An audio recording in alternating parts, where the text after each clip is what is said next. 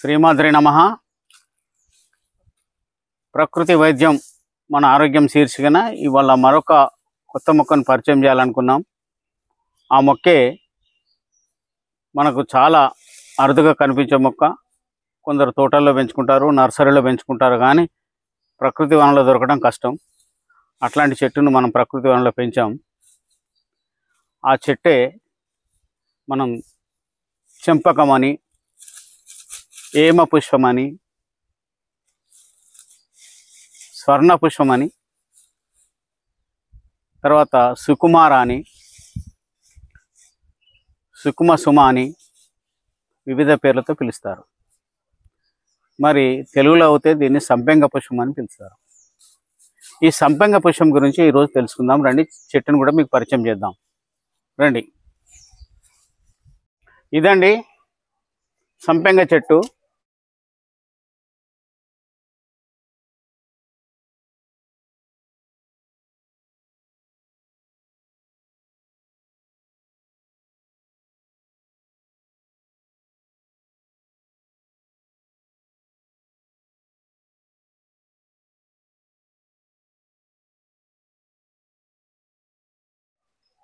ఈ సంపెంగ చెట్టులో 4 రకాలు ఉంటాయి. ఒకటి తెల్ల పుష్పాలది, ఒకటి ఎల్లో పుష్పాలది, తర్వాత ఒకటి ఎర్ర పుష్పాలది, ఇంకొకటి పింక్ కలర్లో కలిగినటువంటి ఇది ఈ సంపెంగ చెట్టు ఉంటుంది. ఈ సంపెంగ చెట్టు 5 మీటర్ల పైన పెరుగుతుంది. ఇవాళ డ్రాఫ్టింగ్ చేయటం వల్ల ఈ గ్రాఫ్టింగ్ మొక్కలలో దాదాపు మీటర్న్నర వరకు పెంచుకుంటున్నారు. అది వేరు, కానీ ఇది ప్రకృతిలో దొరికినటువంటి చెట్టు చాలా ఎత్తుగా పెరుగుతూ ఉంటుంది. దీని ఆకులు అడ్డసరం ఆకుల్ని పోలి ఉంటాయి. ఇవండి అడ్డసరం ఆకులు. ఇలా అడ్డసరపు ఆకుల్ని పోలి ఉంటాయి. అంతేకాకుండా సీతాఫల ఆకుల్ని కూడా పోలి ఉంటాయి. అంతేకాకుండా జామ ఆకుల్ని కూడా పోలి ఉంటాయి. ఈ 3 పోలికలు చూశారు. ఇప్పుడు ఆ చెట్టు పోలికలు కూడా చూడండి, అలాగే ఉంటాయి.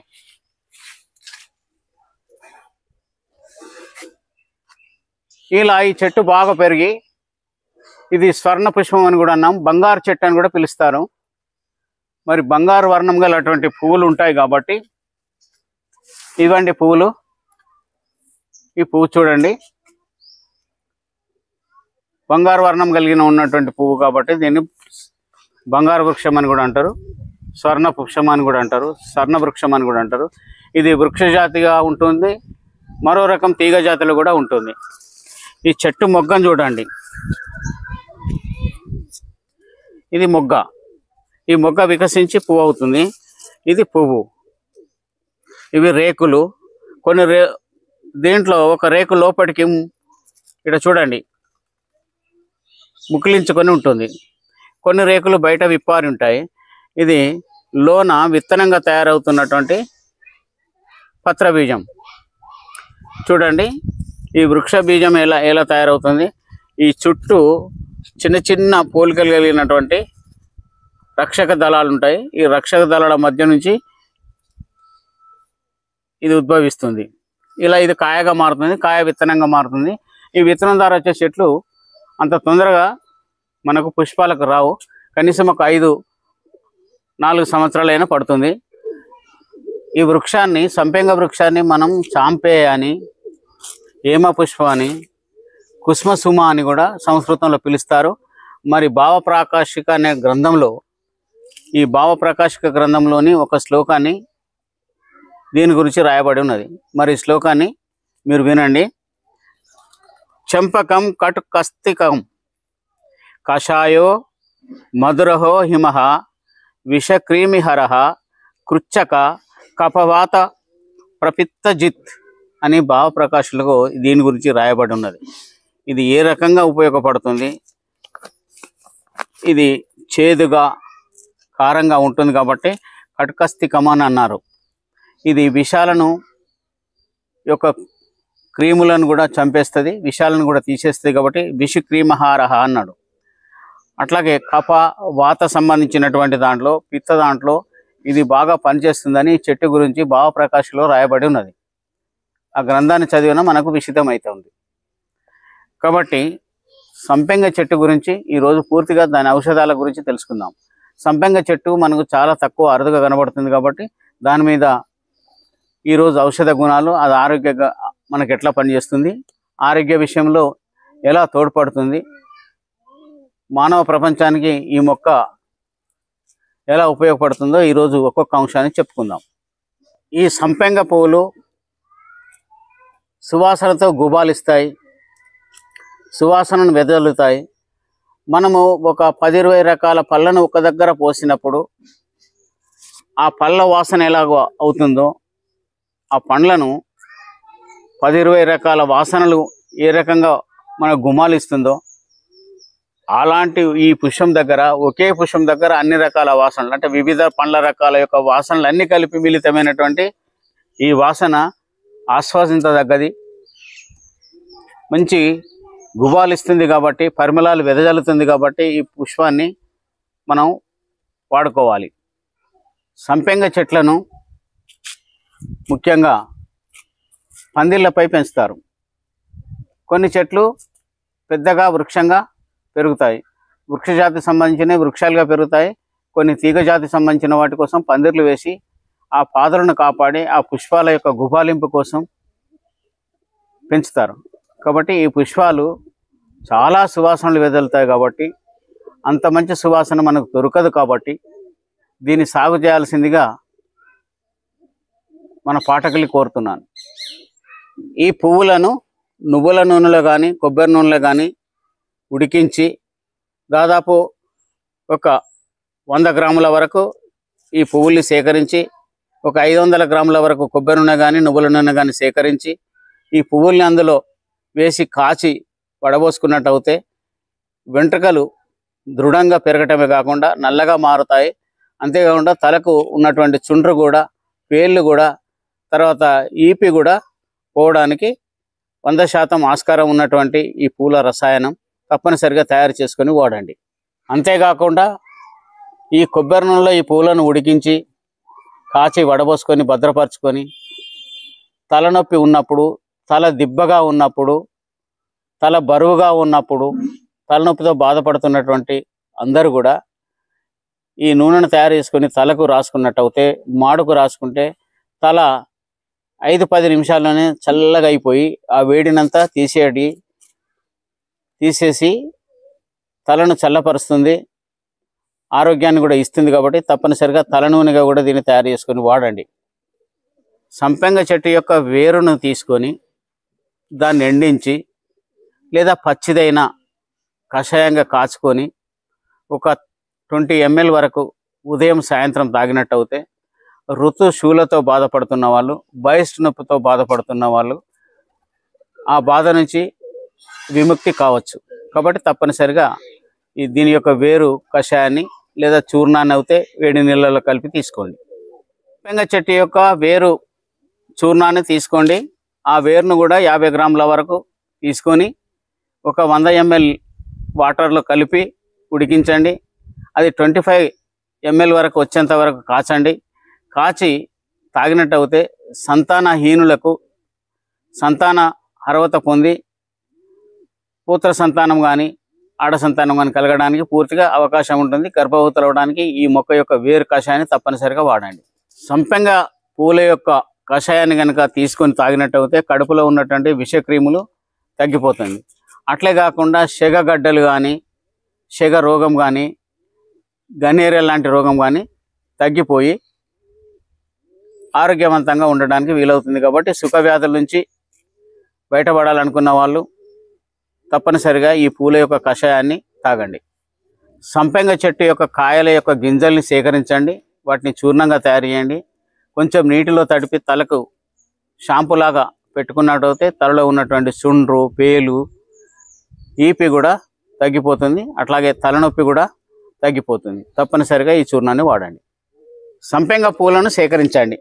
దాదాపు ఒక 100 గ్రాముల వరకు తీసుకొని నల్ల నువ్వుల నూనెలో కానీ కొబ్బరి నూనెలో కానీ కాచండి. కాచి వడబోసుకున్న తర్వాత దాన్ని నశ్యంగా పీల్చిన లేదా తలకు రాసుకున్న లేదా ఒక 5 ml కనుక త్రాగినట్టు అయితే ముక్కులో నుండి వచ్చేటువంటి దుర్వాసన తగ్గిపోతుంది. సైనసైటిస్ అనేటువంటి బాధ ముక్కుల్లో ఇటు ఇటు ఈ పైన ఈ గ్రంథులలో సైనస్ గ్రంథులలో పేరుకుపోయినటువంటి విష పదార్థాలు కూడా బయటకు వచ్చేసి అందులో ఉన్నటువంటి బ్యాక్టీరియా కూడా చచ్చిపోయి సైనస్ బాధ నుంచి బయటపడడానికి ఈ నువ్వుల కషాయాన్ని నస్యంగా పీల్చండి లేదా తాగండి. 5 ml వరకు తాగండి.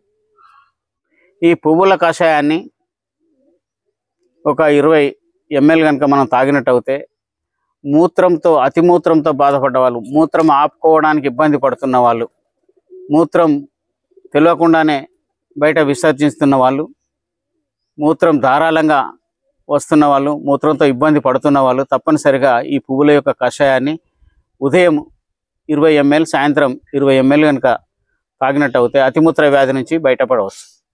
ఈ పువ్వులకు ఎంత విశేషం ఉందంటే ప్రపంచంలో దొరికే పువ్వులన్నీ ఒక చోట పేర్చి దేవునికి పూజించి దేవునికి అర్పించే బదులు సంపెంగ పువ్వును ఒక్కటి అర్పిస్తే చాలు అని మనకు ఆయుర్వేద గ్రంథాలలో అక్కడక్కడ కనబడుతుంది. కాబట్టి ఈ మొక్క యొక్క పువ్వు ఎంత విశిష్టమైందో, దీనికి ఎంత ప్రాముఖ్యత ఇచ్చిర్రో మనం అర్థం చేసుకోవచ్చు. ఒక్క పువ్వు మీ అనుకున్న దేవుని దగ్గర పెట్టుకొని మీరు పూజిస్తే చాలు. ఈ సంపెంగ పువ్వులను సేకరించండి. నువ్వుల నూనె లేదా కొబ్బరి నూనె లేదా ఆలివ్ ఆయిల్ తీసుకోండి. ఈ నూనెలో ఈ పువ్వులను ఎంత వీలైతే అంత ఎక్కువ సేకరించి నూనెలో కాచుకొని వేడి చేసుకొని పువ్వులన్నీ మరిగిన తర్వాత దీని యొక్క రసాయనం ఈ పువ్వుల యొక్క సుగంధ పరిమితం ఆ నూనెలో కలిసిపోయిన తర్వాత తీసి మనం వడబోసుకొని తలకు రాసుకున్నట్టయితే వెంట్రుకలు నల్లగా ఉండటంతో పాటు మంచి వాసన కలిగినటువంటి తల ఉంటుంది. కాబట్టి సువాసన భరితం కోసం మీరు తప్పనిసరిగా దీన్ని సేకరించి తలకు వాడుకోండి. అంతేకాకుండా మరి ఈ చెట్లను కనుక పెంచినప్పుడు జాగ్రత్తగా కూడా తీసుకోవాల్సిన అవసరం ఉంది. ఈ చెట్లు ఉన్న చోట పాములు వస్తాయి. ఎందుకు పాములు వస్తాయంటే చాలా సువాసనను వెదజల్లుతుంది. ఇది కొన్ని వందల మీటర్ల వరకు సువాసన వెదజల్లినప్పుడు పారిజాత పూల కంటే వేగంగా ఈ సువాసన వెదజల్లినప్పుడు తప్పనిసరిగా పాములు ఆ చెట్టు చుట్టూ పెనవేసుకొని ఉంటాయి. కాబట్టి పూలు తెంపుకుంటున్నప్పుడు, కోసుకుంటున్నప్పుడు, ఆ చెట్టు దగ్గరికి వెళ్ళినప్పుడు జాగ్రత్తగా ఉండాల్సిందిగా మనవి. ఈ సంపెంగలో కూడా తెల్ల సంపెంగ ఉంటుంది. ఈ తెల్ల సంపెంగ మనకు ఎక్కడ దొరకదు, కానీ తిరుమల కొండలో, తిరుమల ప్రదేశంలో తెల్ల సంపెంగ ఉంటుంది. కాబట్టి అక్కడ దీన్ని గమనించి దీన్ని ఉపయోగించుకోవాల్సిందిగా కోరుతున్నాను. ఈ సంపెంగలో సింహాచల సంపెంగి కూడా ఉంటుంది, అదొక రకం. ఈ సింహాచల సంపెంగి కానీ సంపెంగి కాయల నుంచి కానీ తీసినటువంటి మొక్కను డైరెక్ట్గా మనం విత్తనాల ద్వారా ప్రవర్ధమానం చేసుకుంటున్నప్పుడు అది 4 సంవత్సరాల వరకు పూత పూయదు. 4 సంవత్సరాల పైబడ్డప్పుడు పువ్వులు వచ్చేసి అప్పుడు కాయలుగా మారుతాయి. ఆ విత్తనం మళ్ళీ వ్యాప్తి చేసుకోవడానికి వీలవుతుంది. కాబట్టి మరి విత్తనాల ద్వారా సేకరించుకునే వాళ్ళు 4 సంవత్సరాలు వెయిట్ చేయాల్సిందిగా కోరుతున్నాను. అంతేకాకుండా గ్రాఫ్టింగ్ అయితే మీకు 1-2 ఇయర్స్లోనే పూలు వస్తాయి. గ్రాఫ్టింగ్ మొక్కల్ని కూడా తీసుకోవచ్చు, అంటు మొక్కల్ని. సంపెంగ పూలు చేదుగా, కారంగా కూడా ఉంటాయి. కాబట్టి ఈ పూలను థైరాయిడ్ ఉన్న వాళ్ళు చేదు వాళ్ళకి అవసరం కాబట్టి, కారం కూడా కొంచెం అవసరం కాబట్టి ఈ పువ్వును కనుక కషాయం చేసుకొని తాగినట్టు అయితే థైరాయిడ్ ప్రాబ్లం కూడా సమస్య తగ్గిపోతుంది. తప్పనిసరిగా థైరాయిడ్ సమస్య ఉన్నవాళ్ళు ఈ పూలు ఉన్న చోట దీన్ని సేకరించి భద్రంగా మీరు నూనెలో కాచి వాడుకోవాల్సిందిగా రోజు ఉదయం 10 ml, సాయంత్రం 10 ml తాగితే చాలు. 2-3 నెలల్లో థైరాయిడ్ పూర్తిగా పోతుంది.